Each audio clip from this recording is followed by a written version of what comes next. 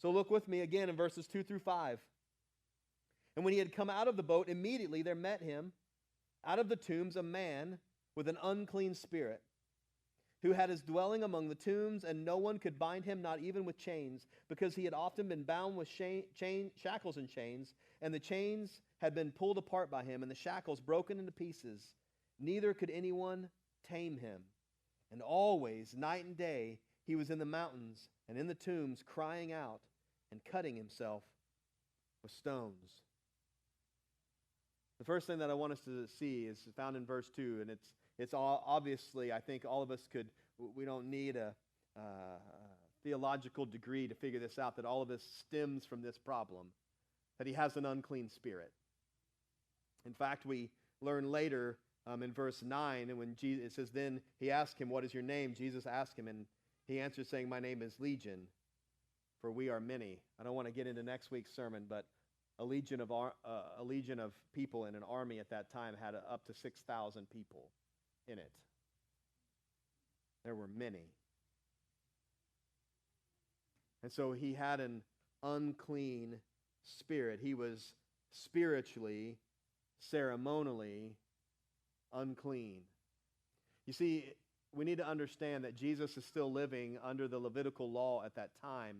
And there were many things in the Levitical law that made someone unclean. And this man has gotten basically all of them.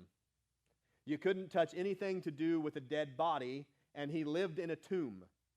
You couldn't be around pigs, and he's living with the pigs. But I want you to notice something about this man's condition. This man wasn't unclean only because of the things that were outside of him. He wasn't unclean only because he had laid where another dead person had laid, or been within the proximity of a pig or something like that. He wasn't unclean just because of what was on the outside of him. Ultimately, he was unclean because of what was inside of him.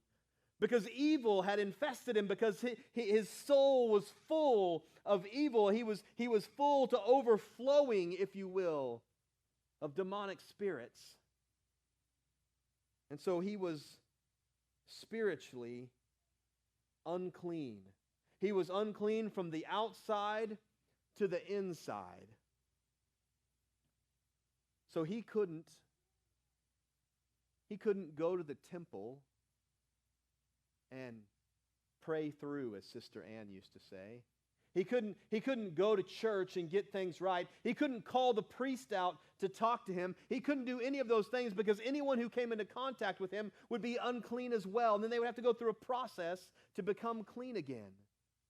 And so his uncleanness has made him be an outcast, in a state of being a perpetual outcast. He can't ever get out of it on his own.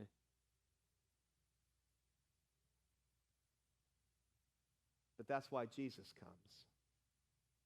Because in 1 John chapter 1, verse 7, it says this, but if we walk in the light as he is in the light, we have fellowship with one another. Listen to this. And the blood of Jesus Christ, his Son, listen, cleanses us from all sin. Why does he say cleanses us from all sin? Because you and I, in our nature, while we may not be demon-possessed, you and I, through the nature of Adam, all are unclean.